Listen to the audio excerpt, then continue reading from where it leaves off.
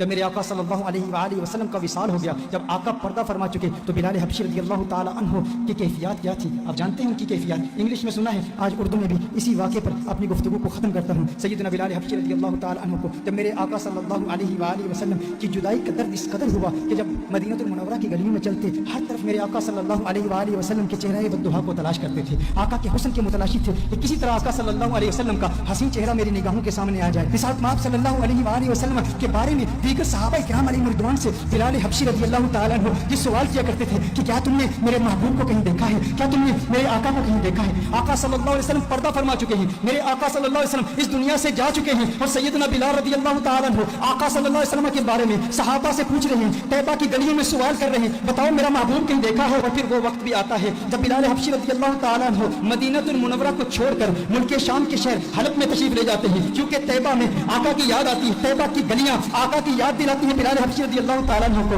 بلال حبشی ملک شام کے شہر حلب میں چلے جاتے ہیں، ایک سال حلب میں گزارتے ہیں، اور پھر ایک وقت ایسا آتا ہے قسمت انگڑائی لیتی ہے، مدینے والے کا دیدار کرتے ہیں، آقا خواب میں تشریف لاتے ہیں، خواب میں آ کے آقا بلال حبشی سے فرماتے ہیں، ہے میرے بلال میرے شہر کو کیوں چھوڑ دیا؟ ہے میرے بلال میری یاد نہیں آتی، مجھ سے ملنے کا جی نہیں کرتا، کیا تم مجھ سے ملنا نہیں چاہتا؟ بلال حبشی رضی اللہ تعالیٰ عنہ رات کے وقت آنکھ کھلتی ہے، بے چین ہو جاتے ہیں، فوراً بلال حبشی اٹھتے ہیں، اونٹنی پر سوار ہو کے مدینہ المنورہ پہنچ جاتے ہیں، مدینہ المنورہ کے دو دیوار کو دیکھتے ہیں، آقا کو تلاش کر رہی ہے بلال حبشی کی آنکھیں کہ آقا کہاں ہیں؟ خواب میں آ کے آقا نے بلایا تھا، پھر حجروں میں چلے جاتے ہیں، آقا کو تلاش کرتے ہیں، آقا نظر نہیں آ رہے، پھر بلال حبشی فوراً آقا کے قبر انور پر چلے جاتے ہیں، قبر انور پر رو رو کے کہتے ہیں، آقا غلام حاضر ہے، لبیک یا سیدی، لبیک یا رسول اللہ، آقا دیکھیے آپ کا غلام آ گیا، آپ کا عاشق آ گیا، آپ نے خواب میں آ کے حکم ارشاد فرمایا، بلال آ جا۔ بلال ملک شام کو چھوڑ کے حلب کو چھوڑ کے آقا آپ کی بارگاہ میں حاضر ہو گیا ہے، آقا میں آپ کی بارگاہ میں آیا ہوں اور آپ پردے میں چھپ گئے ہیں، یا رسول اللہ صلی اللہ علیہ وسلم جلوہ دکھا دیجئے۔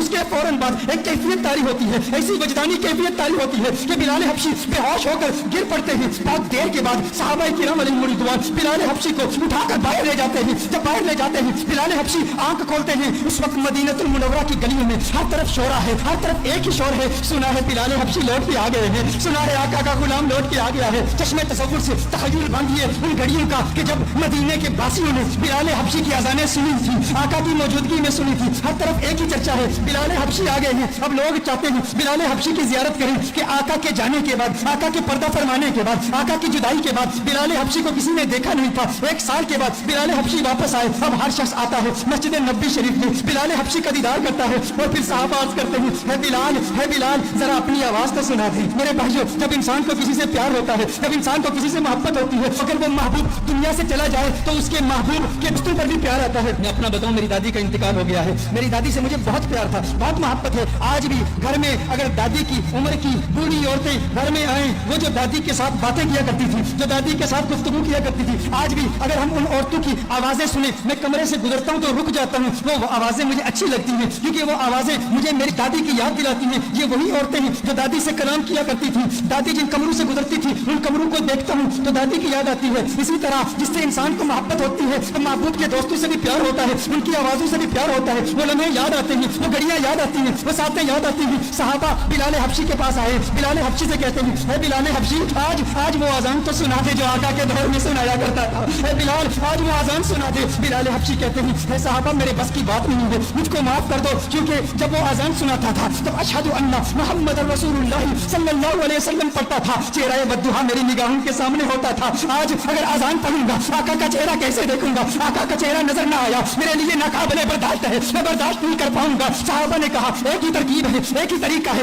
آج بلال کسی کی نہیں سنے گا، لیکن دو شہزادے ایسے بھی ہیں جن سے آقا کو پیار ہے۔ آقا نے فرمایا جس نے ان سے پیار کیا، اس نے مجھ سے محبت کی، تو ان کا دشمن وہ میرا دشمن، وہ کون ہے؟ وہ نواسے ہیں محمد عربی کے، وہ آقا کے نواسے ہیں۔ کہا ہے بلال حبشی آج ہماری نہیں سنتے، ان شہزادوں کی تو سن لو۔ صحابہ حسنین کریمین کے گھر جاتے ہیں، حسنین کریمین کو بلا کے لاتے ہیں، امام حسین ہیں، بلال حبشی ہیں، امام حسین بلال حبشی کا ہاتھ پکڑتے ہیں، اے بلال دیکھ آقا کا نواسا آیا ہے، اے بلال ایک مرتبہ وہ اذان سنا دے، مجھے میرے نانا کی یاد ستا رہی ہے۔ بلال حبشی امام حسین کو اٹھا کے اپنی گود میں رکھ لیتے ہیں اور کہتے ہیں، ہے میرے آقا کی شہزادوں، میں تمہاری بات کیسے ٹال سکتا ہوں، تمہاری بات کیسے رد کر سکتا ہوں، میں سناؤں گا اذان، بتاؤ کہاں سناؤں؟ امام حسین بلال حبشی کے ہاتھ کو پکڑ کے فوراً مسجد میں لے جاتے ہیں، کہا اس مسجد کی چھت پہ کھڑے ہو کے اذان سناؤ۔ اب بلال حبشی اذان پڑھتے ہیں، طیبہ کی گلیوں میں بلال बिलाल हबशी की वो आवाज गूंजती है, अल्लाहु अकबर, अल्लाहु अकबर, अल्लाहु अकबर, अल्लाहु अकबर, अशहदु अल्ला इलाहा इल्लल्लाह,